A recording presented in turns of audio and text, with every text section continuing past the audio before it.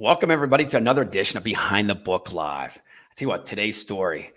I got my sidekick beside me today, but before we even start, man, this story today is a true story. It's going to inspire you, and I tell you what, we're going to keep it down a little bit today. I tell you what, at the end of the day, I still got energy at the end, but right now we're going to deep dive into this. But before we even start, this is a story about love, life, and a little girl in Chile who almost missed the opportunity to know her biological brother and sister in North America.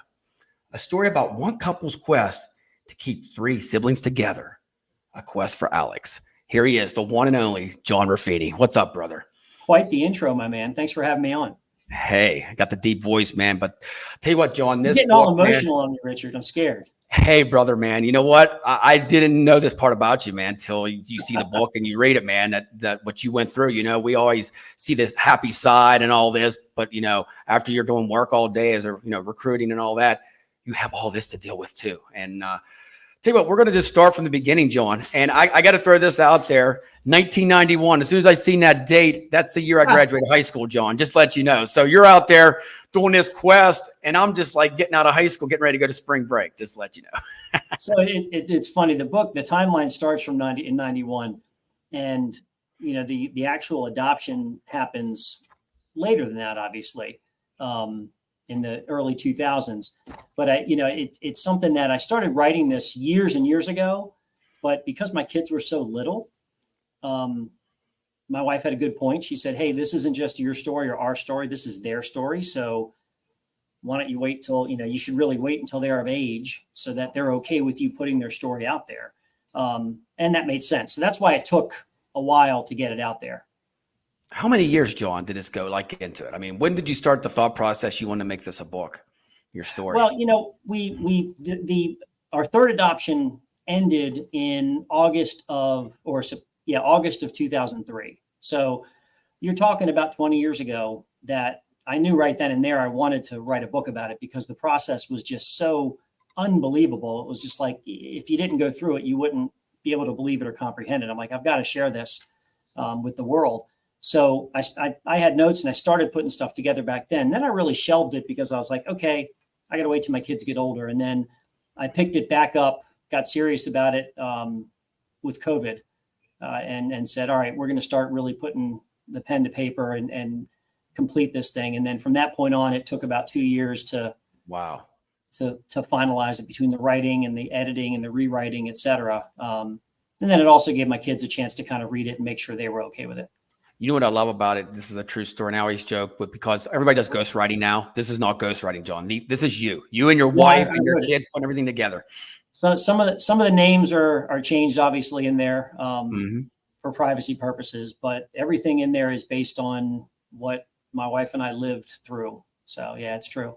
All right, buddy. You ready, man? Let's open that book and open up and go to the beginning. So you guys are married.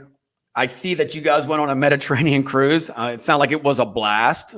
We did. We got married. And then, before starting a family, it was one of those discussions. What do you have to get out of your system? So we were young, early, mid-20s. And I said, you know what? I want to go to Europe. I'd never been to Europe. So my wife and I went on a vacation that we had no business spending money on. We didn't have the money for it, but it was one of the best vacations ever.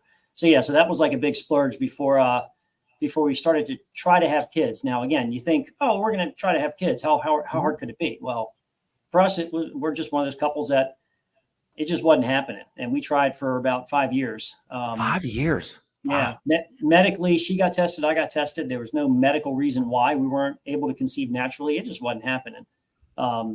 So we tried for that long. And then at that point, we decided to go the adoption route. Okay. So you go to the adoption route. Did you think this was going to be easy? I mean, right off the bat, like when you. Well, yeah. Because we were just.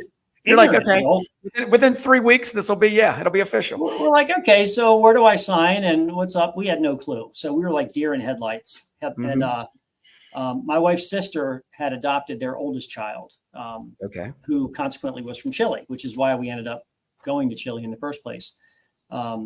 And then, you go through it and you're really just trusting people who do this for a living. And they're just kind of guiding you and holding your hand and this, that, and the other.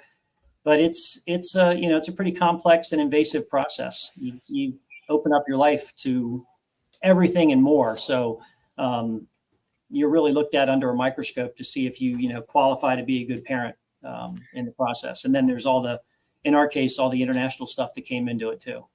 And it says in the book, I mean, they go in and fingerprint you. They do everything. I mean, did they even come to your house? I'm sure it's like you're being searched for every single thing. Multiple times. Richard, for our first adoption, so we were no kids. And for our first adoption, part of what they do is they come to your house and they test your water. Now, I lived on a farm. Yeah. 100-year-old farmhouse, gorgeous, out of Maryland's Eastern Shore at the time. And we had well water. So our water tested high for nitrates. Okay. Mm-hmm.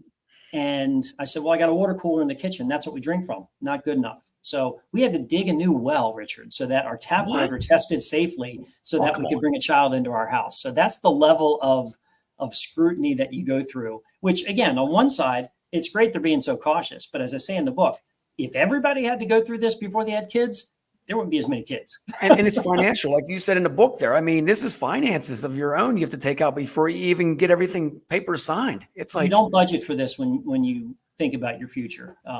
You definitely don't budget for it. It's just something that you say, all right, what's this going to cost? And then you end up, you do what you got to do. It was our way of building a family. So it was an investment we chose to make.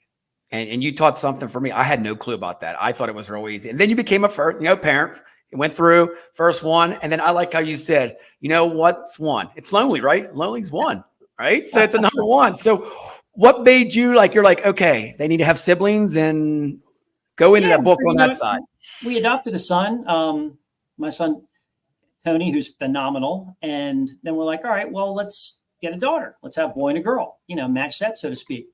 So we decided to adopt a daughter. And when we were deciding where we were going to go, because we were going to go international again, we got a call and found out from our adoption agency that his biological sister had been born and put up for adoption. So that made it a no-brainer. We're like, oh, well, let's go back to Chile and adopt his sister. Now, her adoption was pretty easy, Richard. So Tony's, because it was the first one, my son's adoption, we really didn't know what we were doing. So part of that was our ignorance and just being confused. Mm-hmm. He had a couple hiccups in his, but his went okay. My oldest daughter, her adoption went smooth as silk. It was like clockwork, no difficulties at all. So done, 2 kids, everything seemed, wonderful. And then the saga begins, you have in your chapter. So let's deep dive into the saga, man. What's going on? So, you figure, all right, we got 2 kids, everything's great. Got the white picket fence, the dog, everybody's healthy, wonderful, call it a day. And then we get a call that the birth mother gave birth to another daughter. Wow. And that daughter was going to be put up for adoption as well. And did we want to adopt her? So we eventually said yes. I say eventually. My wife was all in from the start. Literally, we had just gotten home from adopting my oldest daughter. 2 weeks later, we get this call. So you're like, okay, wait a minute. We just went through this. How many are you going to have? You're like, holy cow. Right. So I'm like, I can't bring them all home. So we went through that adoption again, thinking, well, let's do it. We just went through one. How hard could it be? And this is when the interesting part starts, because we went through the regular channels. Now, the law had changed a little bit at the time in Chile. They had moved from a really good foster care system to an orphanage system run more by the government. Okay. Because there was some baby trafficking going on across countries and unethical practices. Thankfully, not ours. Our attorney was on the up and up. But, the government was trying to crack down a little bit. So we tried to go through those channels, didn't get any response. So we went the private route again, because you could. And fast forward, a year and a half later, we get the call to go to Chile, which is normal, and go appear before the courts and get your child. And we get there and we learn that the same child had been processed for an adoption to be placed in a different family in Chile, unbeknownst to anybody. So you had one child, 2 separate adoption processes in 2 separate courts. No one knew about it until we landed in Chile. And that was kind of the oh boy moment.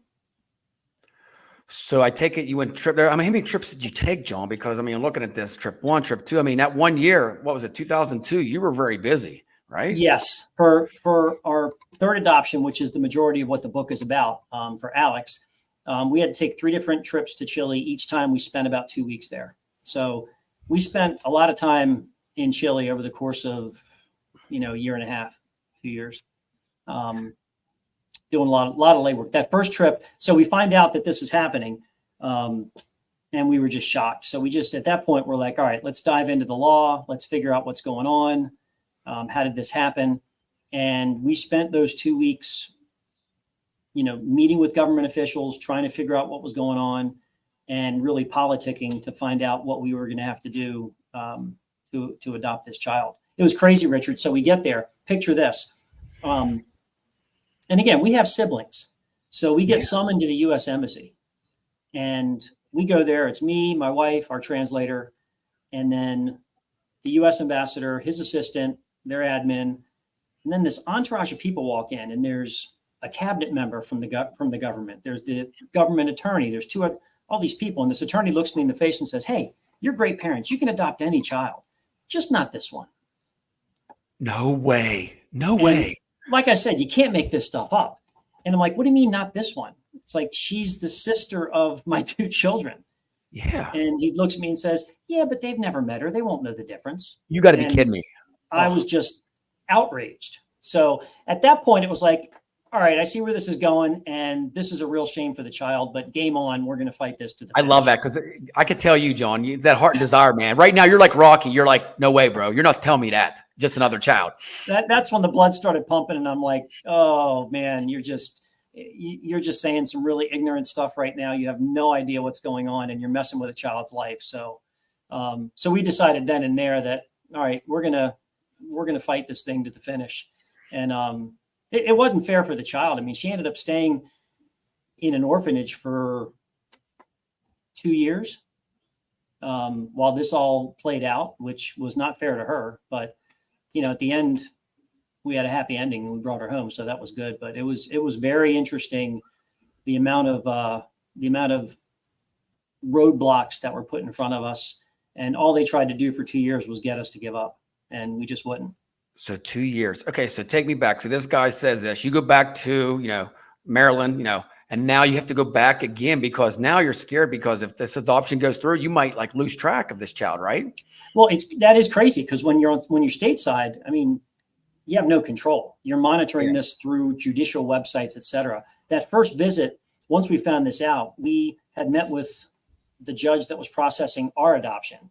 And she had told us that, hey, our law says that if not with the birth mother, the next best home is with siblings, and you have siblings, but it's going to take a while to get it processed. So we met with her. We met with the judge that was processing the other case in another district. We met with appellate court judges that would ultimately get our case. We were literally making the rounds, and it was going to be the first such private adoption under the new adoption law. So it was going to set precedent. So, dude, it was crazy. Everybody in the judicial circles knew where we were, what we were doing, who we were meeting with. It was really kind of freaky.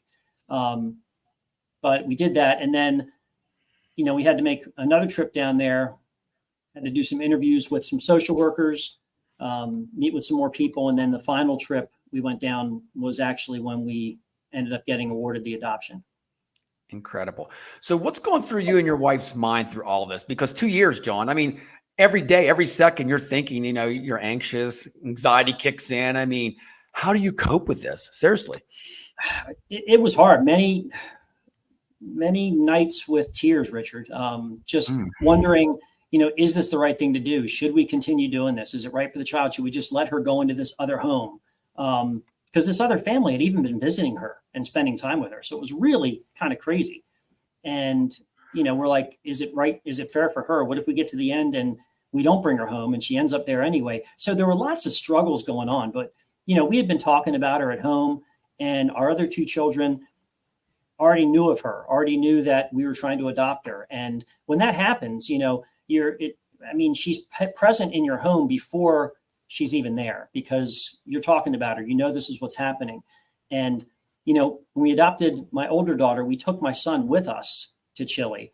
So he saw everything. He was like 5 or 6 at the time. And so they knew where they came from. They knew the whole deal, and they knew that their sister was there and they wanted her home. So it was a lot of pressure. It's also, a lot of pressure because people keep asking you questions. What's going on with the adoption? What's going on with the I bet. adoption? And I lived in a very small town, so everybody knew what was going on. But it's hard to keep answering, with the answers and them saying, well, that doesn't seem fair. And it's like, yeah, I know, but that's what's going on. So it was definitely a stressful time, but like anything, you learn to push through it, and a lot of communication, a lot of discussions and talking and comforting, and I'd be up, she'd be down, she'd be up, I'd be down. And you just got to help each other through it. Did you ever meet the other family that was trying to adopt her? No, we did not.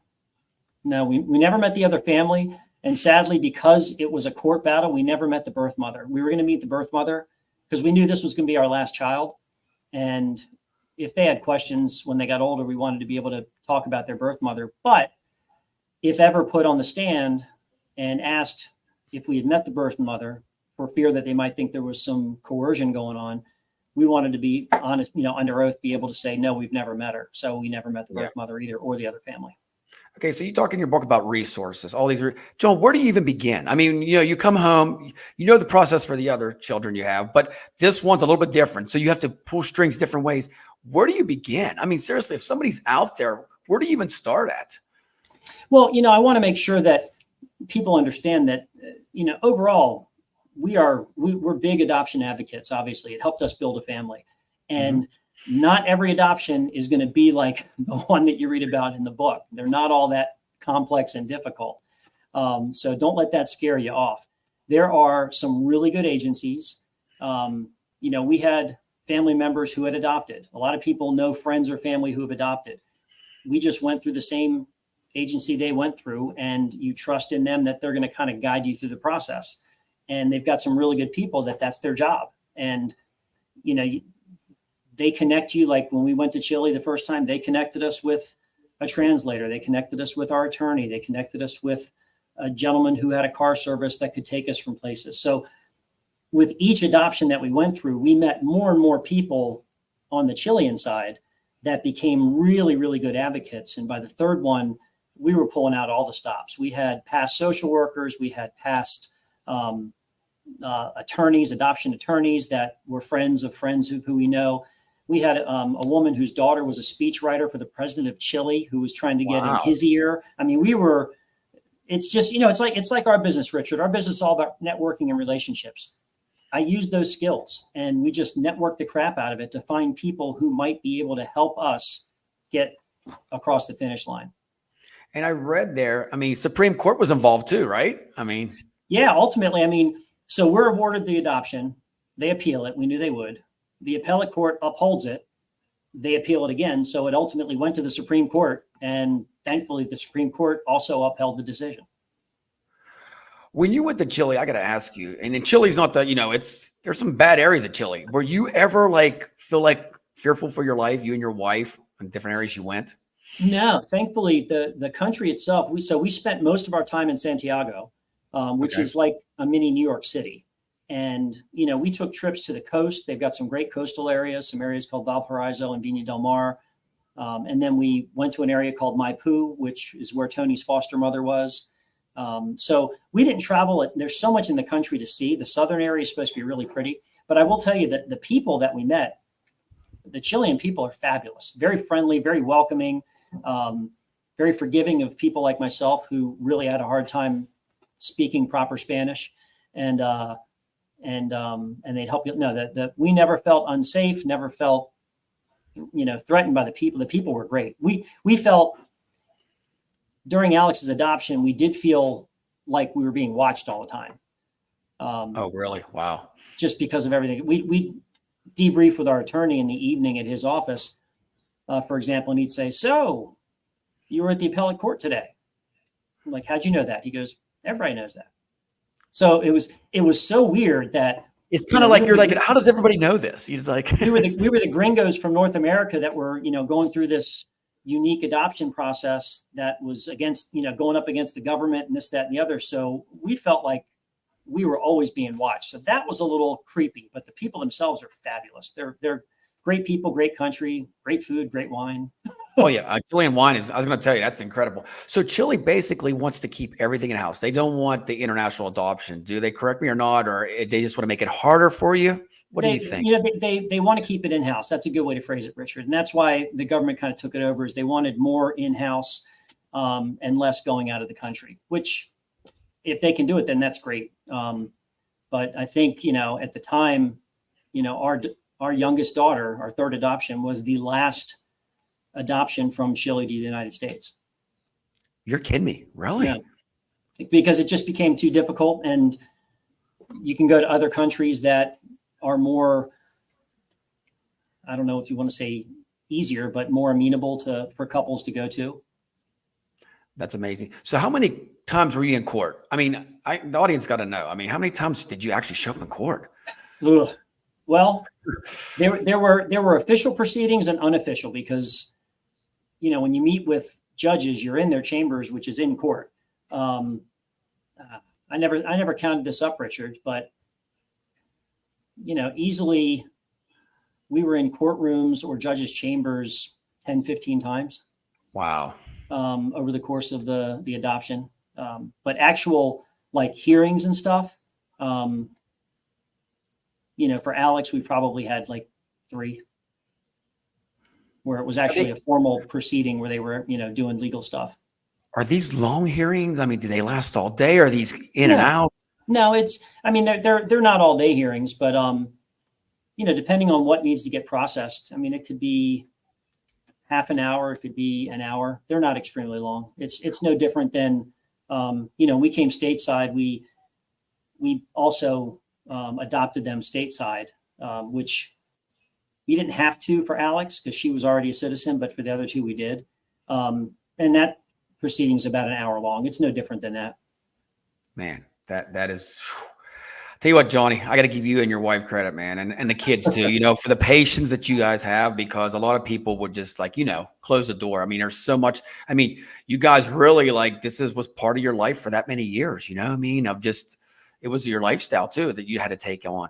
When these court hearings, one quick thing, did they have any concurrent? So you were down there for 2 weeks, you could knock 2 of them out, or was it always you had to come back and forth, or did a Skype at the time or Zoom? No, gosh, I wish we could do Skype. That would have been tremendous. But no, when you appeared, you had to appear in person. And, that's why while we were there, we always did as much as we could. It was nonstop, Richard. Every day we were covering all kinds of ground to get it done, because hey, we can only stay there for so long because we've got 2 other kids at home. I've got a job. I mean, it's you can only do so much. So we try to get as much done as we could in the 2 weeks we were there. And really, I'd like to think that because of our efforts, we really helped move the process along. And in their mind, that 2 to 3 year process that it took to adopt Alex, in their mind, that moved pretty fast. So for us, it seemed like an eternity, but I guess in the system of legalities, it moved pretty good. Man, and then when everything was official, John, I bet you guys were just popping wine and champagne and just saying, "This is it." I was exhausted, Richard. I was utterly, emotionally, physically, and mentally just spent. But when we pulled into the driveway and introduced Alex to her brother and sister, it was just you forget about all the pain. How old was Alex when you introduced them to their siblings? We brought her home, and 2 weeks after we brought her home, she had her 3rd birthday. Wow. And how old is she now? She will be 24 in September. Get out. Just graduated college in December. Yeah, congrats for her. Yes. Smart girl, man. You got her on the right way. On her way, God willing, to being a nurse. Look at that, man. Helping people. I love it. So in this book, John, before you actually published it, did you all sit down and have a powwow and say, was there any of the kids or Alex say, maybe take this chapter out, Dad, or something like that? I mean, I got to ask you behind the scenes. Come on. No, that's a great question. So I made sure that before I did anything, when I finished the manuscript, I had them read it. And I said, you got to read it and let me know what's up. And the one thing so my wife and my oldest daughter are more private individuals than the rest of us. So they said, I don't want my name in there. And they're like, I know that people can Google it and probably figure it out, but I don't want my name in the book. So I was like, fine. So we changed their names. Alex and Tony were fine, so their names are the same, but I changed their names. I changed the last name. And, you know, the book was predominantly about Alex. So she had to be okay with it. And she was. She, you know, it was interesting. She was reading it, and as she's reading it, she's asking us questions. She's like, okay, so when this happened, so she was learning stuff that, you know, she didn't know. Mm-hmm. Even people that knew what we were going through, they read the book and they come back to me and they said, I had no clue that that's what was going on. And I'm like, well, because I'm not going to share every gritty detail as it's going on, but in the book, you know, I do. And so Alex learned a lot about the process of bringing her home. And, but yeah, to answer your question, I got their blessing on everything before I went ahead and published it. You know what's wild, John? I've known you for a while now. Even in the staffing recruiting industry, we had I don't think, unless somebody worked with you really close, knew that all this about you and your wife, what was going through. I mean, you never pushed this out there at all. Nobody even knew at all, really, till the book came out. And yeah, and you know, I'm not one to say, hey, let me tell you about me. So no, but this is very inspiring. I mean, this could be a presentation, John, where you and your wife never gave up. That's all I have to say, you know, seriously.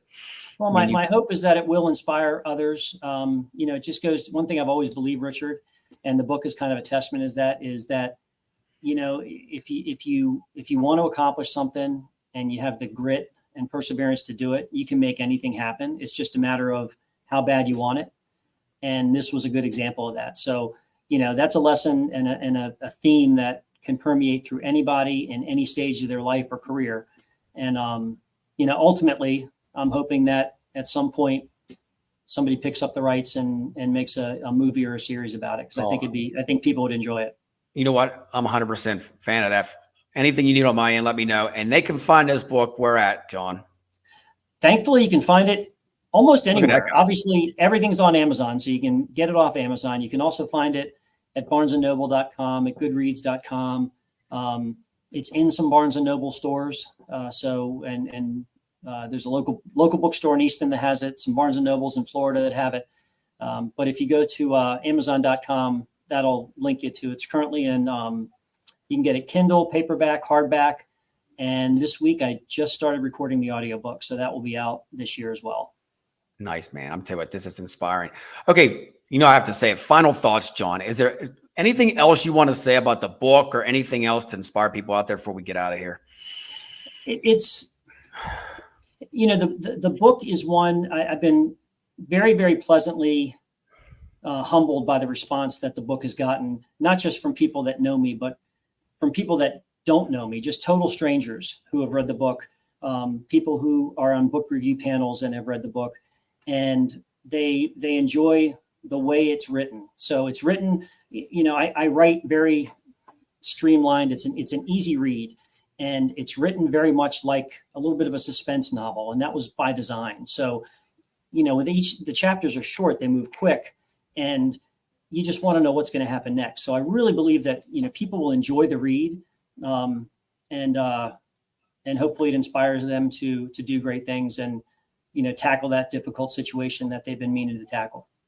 Love it, man. One more time. There it is. My man, John Ruffini, A Quest for Alex. If you guys get a chance, definitely pick up a copy. John, he'll be doing autographs, I'm sure, sometime with him too, right? Oh, but I tell you what, John, this brother, anytime, man. And tell Alex I said hi. Tell her from the Shark, I said hi. What is, you know, she's inspiring now at 24, 25. Just, you know what? Maybe the story continue forever. You never know, right? So I'm sure it will. Well, brother, I got to tell everybody, hey, thank you for joining us for Behind the Book Live. This is a true one for me with my brother, John Ruffini. If you guys get a chance, make sure you get it out there and check it out, A Quest for Alex. Hey, Johnny, I'll talk to you soon, buddy. Richard, thanks a lot. We'll see you soon. Anytime, buddy.